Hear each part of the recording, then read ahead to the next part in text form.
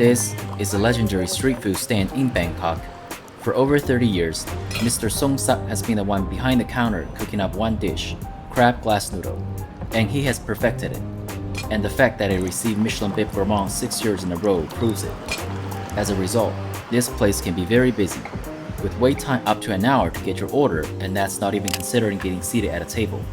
I decided to give this place a try, and surely, I wasn't disappointed. We're at Somsak Pu Ob. Do you know what it means? Somsak Pu Ob. Yeah, what does it mean? He named Somsak Oh, Somsak. Pu Ob, crab cooking. Oh, okay, Yeah. that means Somsak's cooking crab. So this food stand, Somsak Pu Ob, cooks just two specialties, shrimps and crab. So basically seafood with glass noodle in this tiny iron pan, almost looks like tiny casserole. And this brand now has many different locations throughout Bangkok. So basically the owner, Somsak, is teaching his grandchildren to cook the same way, but this is the only location that received Michelin, as Somsak told me that his grandson is just not as good when it comes to cooking stuff like this. In fact, we arrived so early, it's not even open yet. They're currently setting it up. Now it's been a while and they have pretty much set up this place. Look at all the tables. They are all for this stand. Now he's prepping. The signature dish and the only dish served here is the seafood glass noodle. One can choose either shrimp or crab. Now he's preparing the crabs. But as you can infer by the name, crab is the most popular item. And if you want to max out, you can choose crab with rolls. The dishes are not cheap and can cost up to over $30 per item, whereas street food in Bangkok typically costs around $3. This could be considered as one of the most expensive street food items in Bangkok. But for that price, you get top quality ingredients.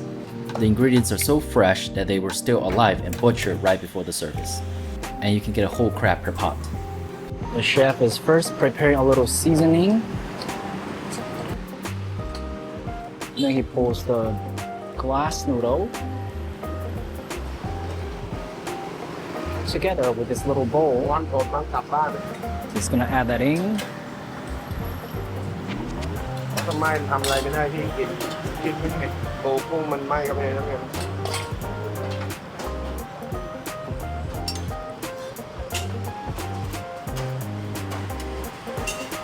ทานไม่ได้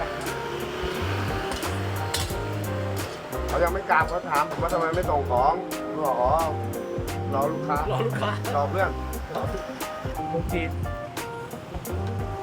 The chef is carefully checking the doneness of each dish and adjusting the heat as required. ทำไม่กล้า Flipping the noodles. เพื่อนก็พามาว่าถ้ามาเมืองไทยต้องกินร้าน And then now he adds in some scallion. The chef is constantly flipping the noodles, not only to ensure them to cook evenly, but also to serve as a cover for the seafood so they cook faster.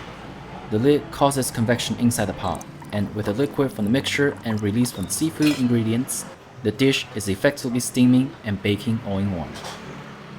The cooking process is deceivingly simple. Chef Somsak starts with the cooking process by preparing a mixture of Thai oyster sauce, Maggi, oil, white pepper, and some water. Then, the glass noodle gets put into the mixture to absorb some of the liquid and its flavors. The noodle-containing mixture is dumped above the seafood of choice that's already blended with aromatics. Then, the rest is waiting and checking. I really enjoy watching the chef cook. It's very neat, but at the same time, precisely timed. This is not easy work. This is a one-man show, as Somsak gracefully dances between four stovetops in such a calm, orderly, and precise manner. He is making it look a lot simpler than it is.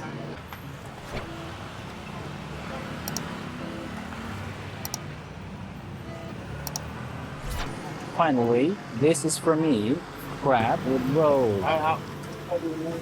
Oh yes. We waited as we watched the chef cooking the orders for delivery.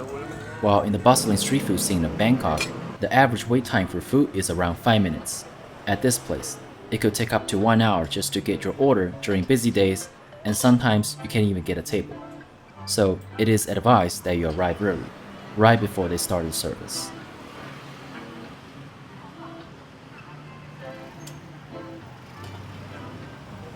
Finally, my order came up. It took quite some time because the chef has to cook and check each dish individually to make sure they're cooked to perfection. I have this casserole of crab and roe with glass noodle and some scallion, beautifully cooked, very neat and precisely timed. Okay, let's dig in. We have this beautiful casserole of all the glass noodles and crabs. This glass noodle has completely absorbed all the juices that's naturally occurring from the crab. In the plate here, and we have the crab with roes and all that good stuff. Some scallion as well. Time to try the glass noodle.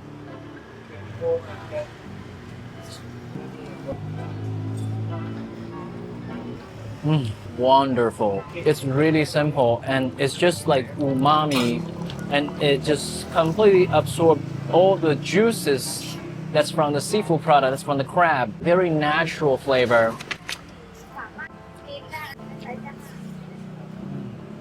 The flavor is wonderful. And in terms of the texture, because as you can see, there is no soup in it and the dish has been cooked dry. So all the waters and juices either completely evaporates or get into the noodle. As a result, the glass noodle is a little bit sticky, but it's well cooked. It's perfectly cooked. This is just the natural flavor of the crab itself. Not overly briny, not overly salty or anything. Just subtle crab seafood flavor. And also a little bit of the scallion definitely helps just to add more depth of flavor. A little bit of the crab. This is a hand operation for sure.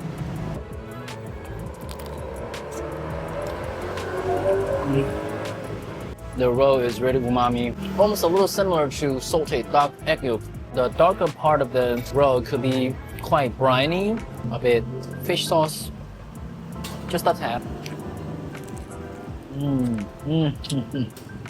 That thing is quite spicy. You don't need too much, just a hint of it. I just realized I have a pair of chopsticks and I'm so Chinese, so I decided to eat the rest of the glass noodle with chopsticks. My soul has been activated. I know, I'm being very Chinese now.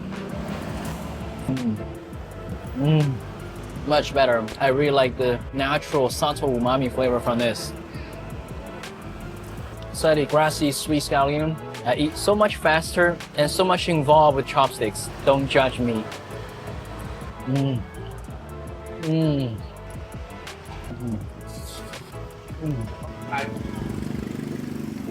I just noticed that they have some Sichuan peppercorn in there.